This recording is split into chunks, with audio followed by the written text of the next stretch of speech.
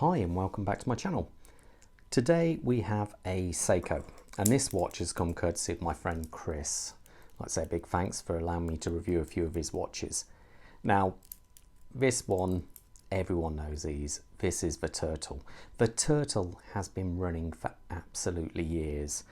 I believe it was late 60s or mid 70s, I think they were around. So it really has been going for quite some time. Just move our hands out of the way here. Now this one is the reference SRP773. So this basically comes with the blue dial, the blue insert and the bracelet. Now I believe the UK retail price for these, or the RIP, is £325. But like all Seiko prices, that's only a starting figure to start negotiating from, I always find. So this one, the case size is 45. The thickness is just around about 13.5, 13.4 mil, and a lug to lug of 47, well, just over 47.2, I think I found it, and a bracelet size of 22.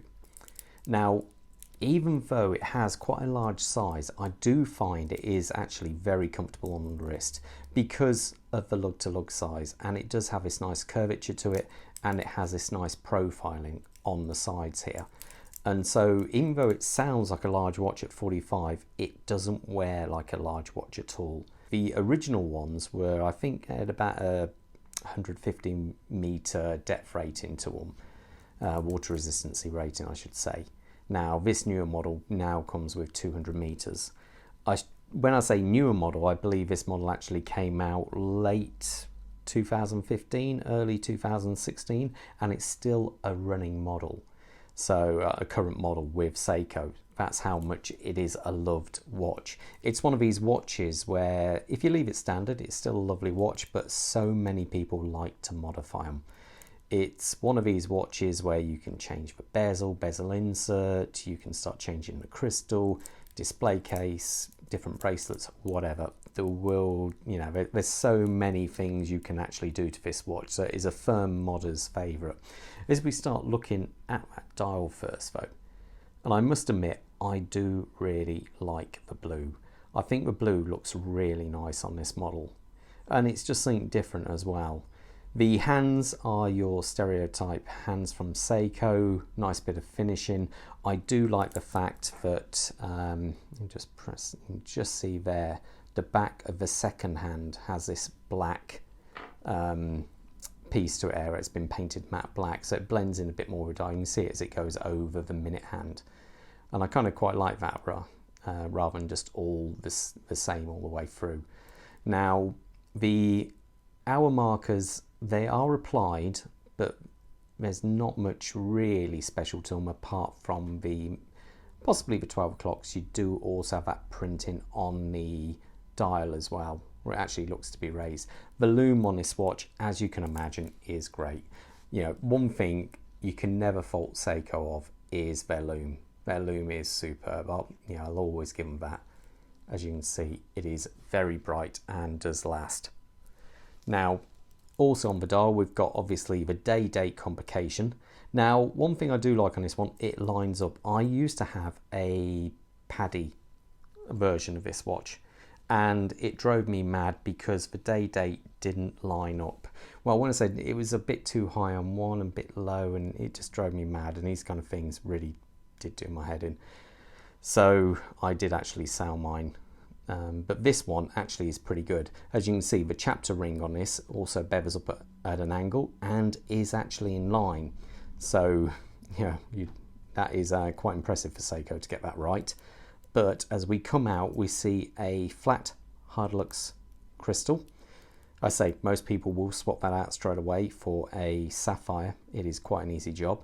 And as we come past that, we have this lovely blue Bezel Insert. As you can see, my friend has worn this quite a bit, and he's not afraid to actually wear them and mark them, which I do prefer that than having things as safe queens. So the only thing I would say is it doesn't quite line up. It's a tiny bit off. You know, so that is just a little bit of a shame. In fact, I might do a video where I pop this off and reset it for him just so it's all right. The actual bezel action is actually quite nice.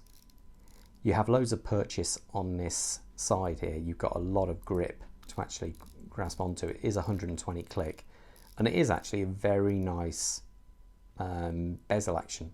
You know, you've got your luminous pip at the top there, and you know, I can't fault that at all. The actual cushion case, as they call it, is finished nicely. You have this radial brushwork coming up here, going into the bracelet and coming around.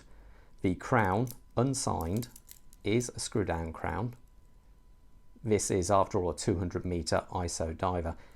Actually, I should explain ISO diver. It's a term which gets bandied around a lot, but not a lot of people actually know what it means. I'll only go into it short, you know, bit brief here, but I think it's ISO 6425, and the watch must have a minimal depth rating, I think, of 100 meters, readable in complete darkness at around 30 centimeters. Must have a loomed second hand, so you can see that a watch is running, must be anti-magnetic, shock resistant, and have a solid bracelet or band. As I remember, these are some of the things it has to do. So when you hear people mention it, it's more than just words. It's what it actually has to do to get that rating. So anyway, as we come round here, we do have polishing on the underside, and we do have also the holes for your spring bars, which I really do like because it just makes changing straps easier. In fact, I should go on about straps. This looks really good as well, not only on its bracelet but also on a rubber strap. I've got a blue Seiko rubber strap which just looks really good on as well. On the back, we just have a standard case back there, screwed down obviously. You can get display cases and all that. If you were to have a display case, you would get to see the movement, and the movement is the 4R36. 24 dual movement. I think it has about 40, just a fraction over 40 hours of power reserve. So what I mean by that, if you take your watch off and say leave it on the side, for 40 hours, or you know, a little bit less than that, the watch should still be running when you pick it up. So yeah, it's always good to know that you don't want it too short. A lot of watches these days, if you have a 6R35 movement, the next one's up from me, they go all the way up to 70 hours of power reserve, which is very, very impressive. Now, as we come past this, or one thing I should say, the 4R36 is, as you can see here, as you can hear, and what it does, hand wind, and it is hacking. So what I mean by it, when you pull the crown all the way out, you can stop the second hand. Now, not all, most modern Seikos do that now, but not all. It also beats at 6 beats per second. Not, you know, it's not the best, but not the worst either. So anyway, screw the crown back in. Now the bracelet, it's okay. It feels solid. The end links are relatively tight. That one's very tight, in fact. The other side, tiny bit of movement, but that's perfectly okay. You do have a slight polishing on the inner parts there, but the rest is all brushed. Now, this watch uses Seiko's normal pin and collar system. A lot of people don't like pin and collar. I never used to be a fan, but the one thing is, when you remove a link and then put it back in, as long as the collar's gone in, that's it. It will never move. And the one advantage this has over screws is that occasionally a screw, as we all know, can become loose or slowly undo itself. Pin and collar, that simply will not happen. Now, a bit of a downside, we only have a folded center to the clasp.